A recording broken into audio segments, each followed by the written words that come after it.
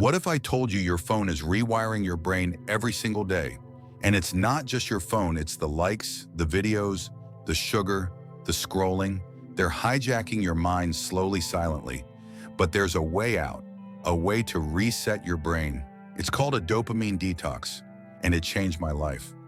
Wait, is this just another productivity buzzword? Maybe.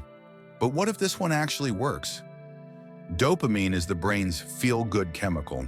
It rewards you for things that ensure survival. But in today's world, your brain is overwhelmed with stimulation, cheap hits of dopamine from TikTok, junk food, Netflix. Imagine trying to read a book after binge-watching 10 reels.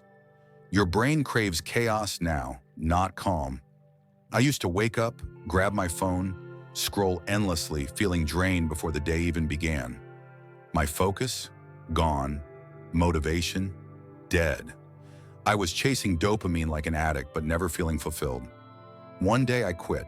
Not forever, but just for 24 hours.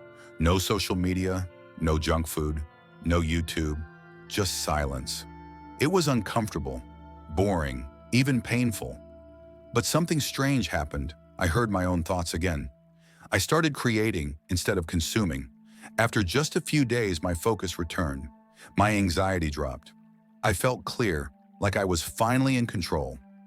Ideas flowed, my sleep improved. I was no longer a slave to constant stimulation. Start with 1 hour a day. No phone, no noise, just you and your thoughts. Then extend it 3 hours, a day, a weekend. Replace chaos with clarity. Let boredom rebuild your brain. Dopamine detox isn't a productivity hack, it's a spiritual cleanse. And once you start, you'll see how deep the rabbit hole really goes. The question is, can you sit in silence long enough to meet the real you? If you're ready to reset your mind and reclaim your focus, hit that subscribe button.